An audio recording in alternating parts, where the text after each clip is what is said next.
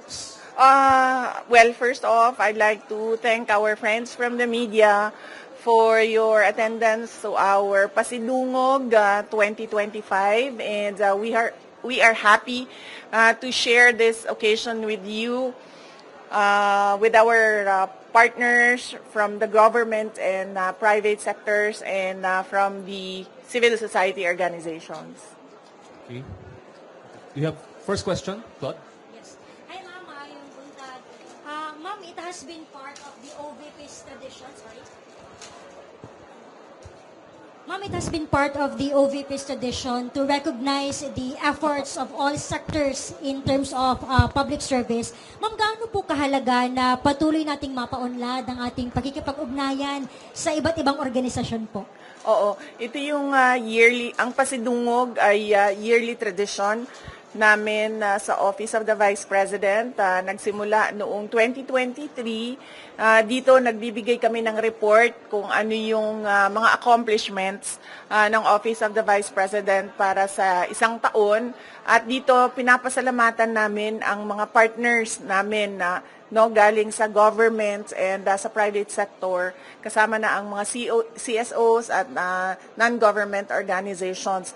Dahil hindi namin magagawa lahat ng mga trabaho at kailangan namin gawin para sa serbisyo sa ating mga kababayan kung wala yung mga partners namin. Sorry. Follow up? VP, in relation to this, ma'am, despite the significant budget cut which affected some of our programs, including the medical assistance program, marami po sa ating mga partners, ma'am, including the healthcare providers, ang nasasabing they are willing to partner again with OVP if given the chance. Ano po yung tugon natin dito, ma'am, na marami po ang willing na tumulong at handang maging kaagapay ng OVP sa pagbibigay po ng serbisyo sa mga Pilipino? Nagpapasalamat kami sa kanila, sa ating mga healthcare institutions, sa kanilang partnership sa Office of the Vice President, and sa kanilang recognition sa kahalagahan noong serbisyo na naibibigay natin sa mga underserved communities natin, hindi lang dito sa Mindanao, kundi sa buong Pilipinas.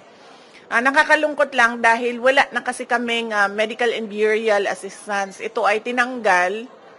Hindi namin siya malagyan ng budget dahil tinanggal talaga yung line item sa Office of the Vice President nung lumabas yung budget ng Office of the Vice President sa General Appropriations Act. Kaya matitigil yung medical and burial assistance, pero masaya kami dahil nandyan pa rin yung mga healthcare institutions na handa makipag-partnership sa mga susunod na taon kung magkakaroon tayo ng budget. Last po, ma'am. VP, with our strong partnership with various sectors, ano po yung maaasahan ng ating mga kababayan mula po sa tanggapan ng pangalawang Pangulo in the next coming years, especially katong naa sa mga GIDA area, ma'am? Oo.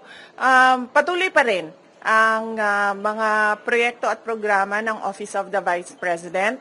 Nawala lang yung medical and burial assistance at nawala yung feeding program natin, ang Pansarap feeding program natin dahil hindi na talaga namin ma-stretch yung budget na inilaan para sa Office of the Vice President. Pero lahat ng ibang pang mga budget, lahat ng iba pang mga proyekto kung nakikita nyo, ay tutuloy pa rin sila. In fact, sa aming 1 million trees na sana ay target ngayong 2028 matapos 1 million. Kung nakikita nyo kanina, approximately nasa 800,000 na tayo. So expectation namin ay matatapos natin ngayong taon ang 1 million trees para sa ating bayan mula sa Office of the Vice President at sa ating mga partners. At ang usapan na lang namin ay itutuloy pa rin namin yung tree planting beyond sa target namin na 1 milyong puno. Okay. Thank you. Next question, Katrina Domingo, ABS-CBN. Good morning, VP. Good afternoon, VP. Ma'am, magkano po yung hihingi na budget ng OVP sa 2026? And ano po yung flagship programs considering na nawala na yung iba? Sa 2026 budget, nag-submit kami ng proposal na 733 million na pesos. Hindi siya kalayuan doon sa approximately 700 million na ibinigay noong nakaraang taon para sa Office of the Vice President. Hindi siya malayo sa 2025 budget ng Office of the Vice President.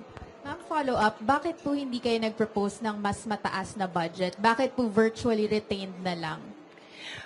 Dahil inaasahan ko naman na hindi ibibigay yung budget ng Office of the Vice President dahil nga hindi naman kami kaalyado ng administrasyon. At nakita na natin yon noong nakaraang taon na syempre kung hindi ka sumusunod, hindi ka kaalyado, ay hindi ka mabibigyan ng pondo para sa mga proyekto ng opisina mo.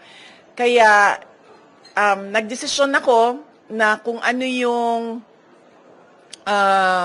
yung budget na ibinigay ngayong taon na ito ay yun din yung budget. Naglagay lang kami ng konti para sa inflation, yun din yung budget para sa susunod na taon dahil ayaw kong napapahiya at pinapahiya yung mga ibang personnel ng Office of the Vice President, lalong-lalo na kapag nandun na sila sa House of Representatives or sa Senate na nakaharap yung ating mga miyembro ng Kongreso.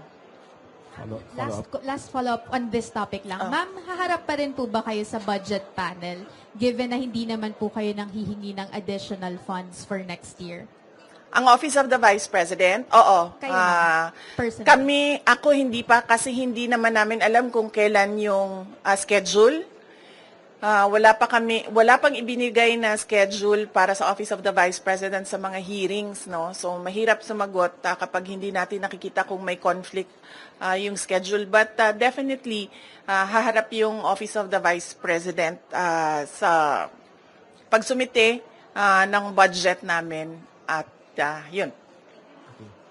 Next question, Arjun Relator, GMA News. Fine Buntag, VP. Ma'am, with a slim margin, ma'am, with the proposed ninyo na 2026 budget with 2025, meaning po ba na retained lahat yung mga programs and project na ipapatupad next year? At paano po yung nangyari dun sa mga partners natin, dun sa mga slashed or reduced programs with 2025, ma'am? Oo, yung mga partners natin sa MAB at sa Pansarap ay nabigyan na sila ng abiso, no, na wala na budget yung medical and burial assistance at wala na rin yung budget ang Pansarap. So, i-discontinue na namin yung project at yung partnership sa kanila. Follow up. So, expected, ma'am, na for next year, the same projects pa rin yung ipapatupad ng OVP. Wala nang may dadagdag po. Yes, oo. Wala kaming madagdag na projects for 2026. Tutuloy pa rin lahat nung nakita nyo, maliban lang sa Pansarap tsaka sa medical and burial assistance. Thank you, ma'am. Any other questions on this matter? Ma'am? Question? Good morning po, Ma'am VP. Ang question ko po ay may kinalaman po sa case po ni former President Duterte. Any other questions with the institutional topic? None? So, let's move with the next topic. Kat, you have the next topic. Yeah. Ma'am, you earlier mentioned in an interview na you are... Ma'am, para iterate na lang yung comment nyo regarding the call for some senator judges to inhibit, specifically those daw po na who you endorsed in the 2025 midterm elections. Okay. Hindi kasi tayo pwede magpa-inhibit ng mga tao, ng mga senators. Hindi kasi tayo pwede magpa-inhibit ng mga senator judges based on bias. Dahil ang posisyon lang naman ng isang tao is you are for or against, Inday Sara, no? Kung ganun ang ating basehan sa inhibition, ay dapat din natin ipa-inhibit ang mga senators na meron ding bias against Sara Duterte, no? Tulad na lang ni Senator Risa Ontiveros na in a public speech, sinabi niya na kailangan talaga, ano ba term na ginamit? Kailangan burahin or kailangan wasakin, kailangan sirain, gibain ang pamilyang Duterte. So kung ganon, na magpa-inhibit tayo based on bias, ay madaming senators ang ipapa-inhibit for or against Sara Duterte. Kaya sinasabi ko, ibigay na natin yung benefit of a doubt dyan sa ating mga senator judges na gagawin nila ang trabaho nila ng patas according to sa sinumpaan nila as senator judges. Follow-up question. The Makati Business Club and other business groups are urging the Senate to continue your impeachment trial, to convene your impeachment trial. Sabi nila, it will show accountability, it will boost investor confidence. Your response to that call of the business sector? Kahit nandyan o wala yung impeachment, wala na talagang investor confidence dito sa ating bayan. Kung nakikita nyo, bagsak ang foreign direct investment sa ating bayan, no? Kaya wag nila ako gawing rason kung bakit pangit ang takbo ng ating ekonomiya ngayon sa ating bayan. At saka, this is not accountability because impeachment, dalawa lang yung penalties dyan. Removal from office, tsaka perpetual disqualification from government service. Walang penalties dyan dahil walang kaso dyan. Ang impeachment ay removal process ng isang impeachable officers. Kung gusto talaga nila ng accountability, ay mag-file ng mga kaso dyan sa mga korte. Alam naman natin at alam naman nila na yung mga pirma ng mga congressman, unang-una, hindi nila binasa yung articles of impeachment. Pangalawa, marami sa kanila ang tumanggap ng budget o pera kapalit ng kanilang signatures. In fact, madami sa kanila ang umamin na may kapalit yung kanilang pagpirma doon sa articles of impeachment. So if we are to talk about accountability by business groups, dapat questionin din natin kung paano ginawa yung articles of impeachment at paano pinasa yung articles of impeachment papunta doon sa Senado. Okay. Any more questions regarding the impeachment matter? Sir?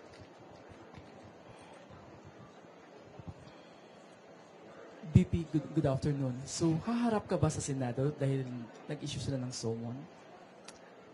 Hindi ko pa kasi, sir, pagkakaalam kung kinakailangan ang personal appearance. Yun ang hindi ko alam dahil hindi ko nabasa yung summons. Yung summons namin ay nandoon sa mga abogado at sila yung magdidesisyon kung ano yung gagawin doon sa summons. Okay.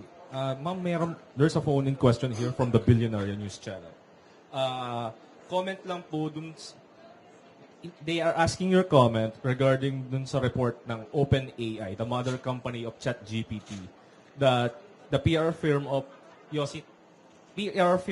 son of Yossi Tanco, a billionaire, is behind the anti-Sara Duterte post online using ChatGPT platform. Your comment, ma'am. Oo. Actually, hindi lang yung kay Tanco, no, ang kumpanya na nagpapatakbo ng programs na anti-Sara Duterte online, anti-Duterte online, no. Meron pang mga ibang kumpanya na alam namin na ganun yung ginagawa nila at alam din namin na bayad sila. Kaya ako nagsasabi lagi, no, na yung ginagawa sa akin ay threats, harassment, and intended to disqualify me from the 2028 presidential elections. Kasi tulad niyan, tingnan nyo, noon may TRICOM ba ang tawag noon? Tawag nung hearing, Quadcom, tapos may TRICOM for fake news and for fake news, yes. May TRICOM na for fake news. Pero kung makikita nyo, ang mga tinawag nila doon ay mga lehitimong owners ng Facebook account using their freedom of speech and expression. Mga lehitimong social media personalities na nagbibigay ng kanilang opinyon na hindi naman bawal sa batas, pero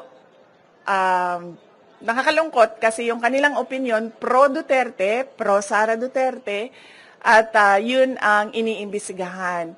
Pero ang mga tulad nito, mga kumpanya na ang negosyo nila ay gumagamit ng mga program para sirain ang pangalan ng isang tao, ay hindi man lang kahit isang beses tinawag doon sa TRICOM na investigation ng House of Representatives. So yan, nagpapakita na itong lahat ay ano lang talaga, politika at harassment sa mga kalaban sa politika ng administrasyon. Hindi na yan ang galing sa amin, sir, ha? Hindi na kami nagsasalita kung anong mga panggigipit ang ginagawa sa amin. Tumatahimik na lang kami, yung mga kaalyado namin tumatahimik na lang.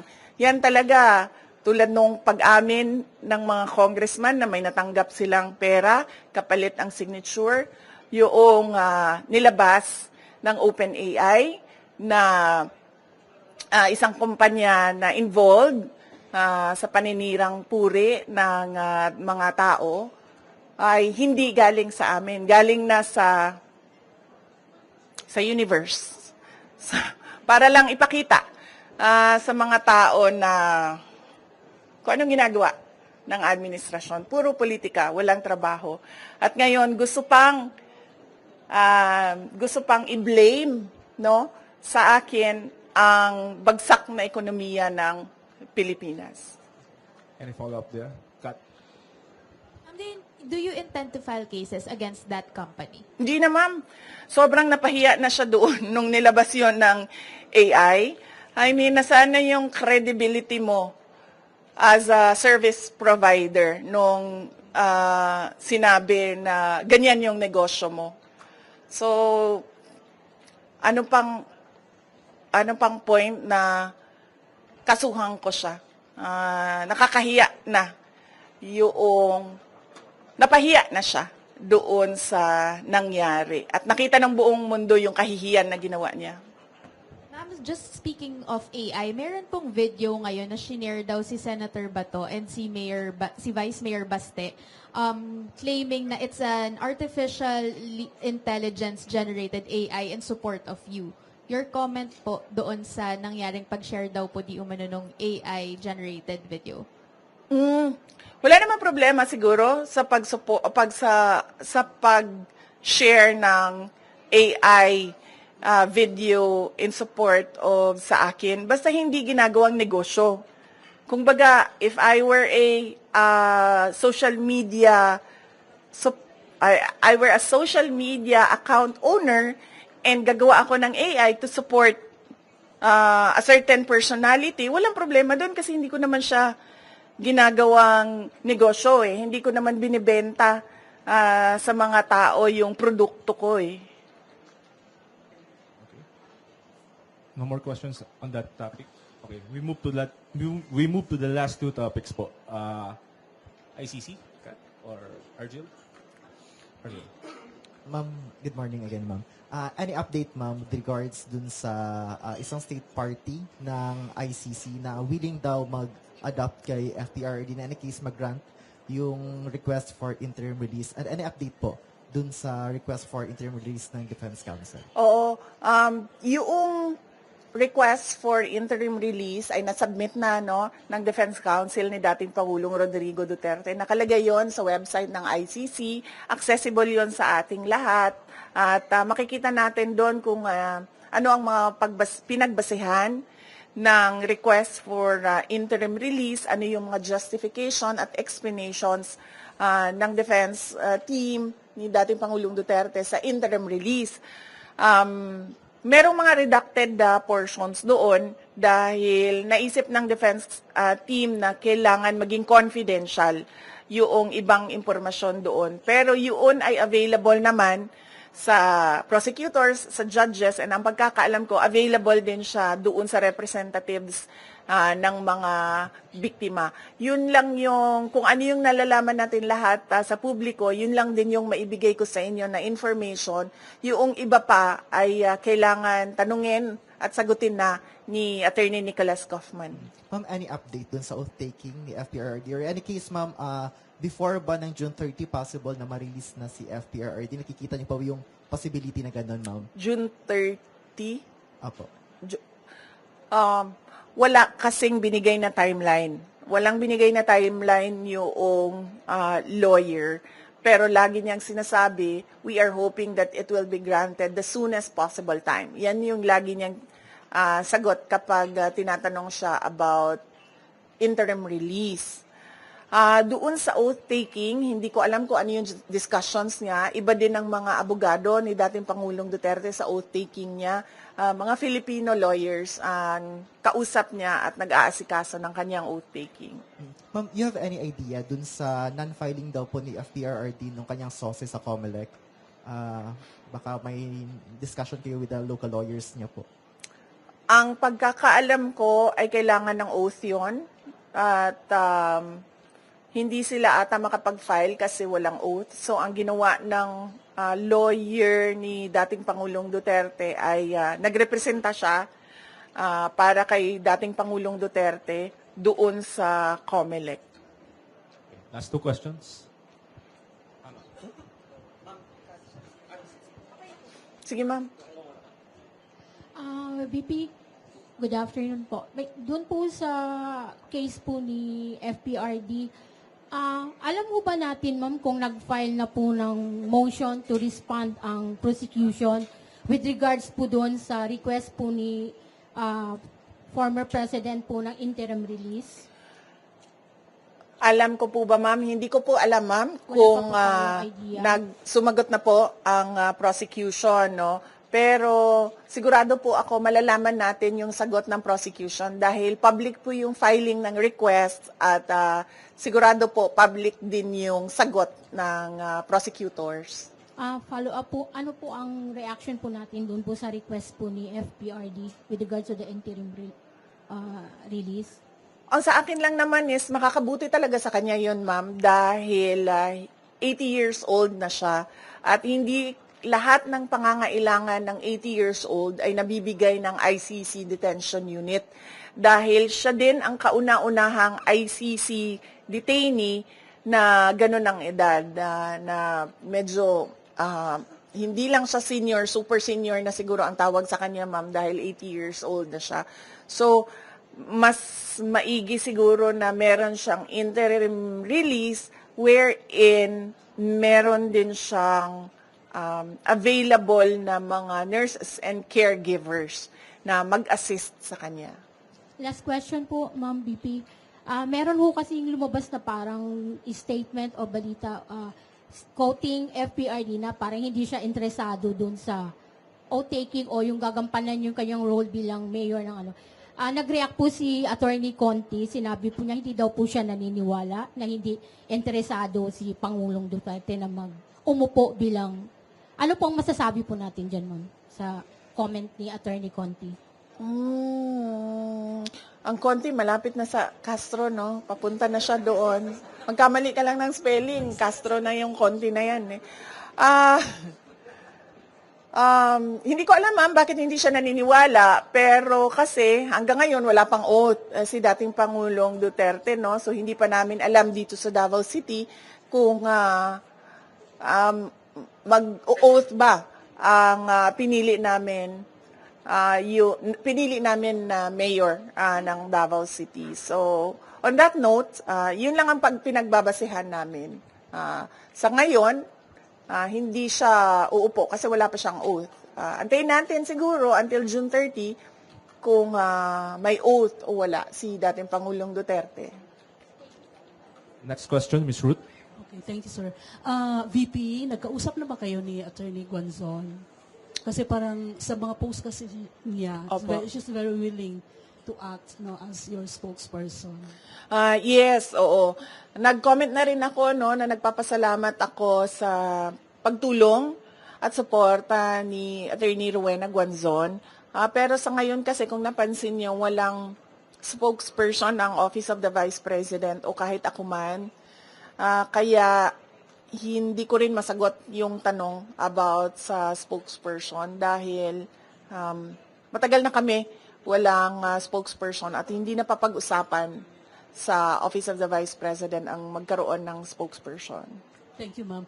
Second po, si Mayor Baste, inappoint siya as president ng PDP Laban. Napag-usapan ba sa family, VP?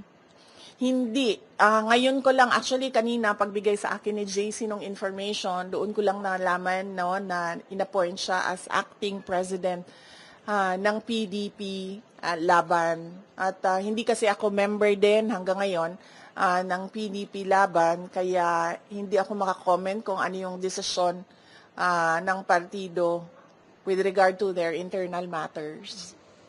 Are you expecting, upon Baste's assumption as acting president ng PDP, are you expecting that she will invite you as part of the PDP? Matagal na ako in-invite, ma'am, sa PDP. Nandito pa si dating Pangulong Rodrigo Duterte. Last year, July, nung nag-resign ako sa Department of Education, inimbita na ako ni dating Pangulong Duterte. At sinabi ko sa kanya na pag-iisipan ko, pero hanggang ngayon, wala pa akong decision, ma'am. Mainly because, nakita niyo naman yung nangyari sa akin, ma'am, di ba, no? So, parang ayaw ko nakausap yung mga politiko. Lalong-lalo na pag magkasama kami sa isang grupo. So, wala naman, I have nothing against everyone. In general lang, sa akin. At mas gusto ko yung ganito ako, yung sinasabi ko lagi na I'm single and ready to mingle in terms of politics. Kesa sa yung nakatali ka sa loob ng isang grupo. So, hanggang ngayon, ma'am, wala pa akong desisyon kung papasok ako ng PDP. Last question, Kat. Ma'am, take us through the process lang nung pag-select nung third country that will host former President Duterte should the interim release be given. Ano po yung considerations na tinake for you to pick which country? Hindi ko alam eh. Kailangan si Attorney Nicholas Kaufman ang sumagot noong tanong na yan para comprehensive yung sagot niya kung paano umabot na merong request for interim release at merong country na nakausap. Pero ma'am, paano po ba yun? Parang binigyan ng choices yung family or may isang choice lang po? Walang binigay na choices sa family at walang tulong siya galing sa ICC. Lahat ito ay tulong lang galing sa grupo ni dating Pangulong Rodrigo Duterte. Okay, thank you, ma'am.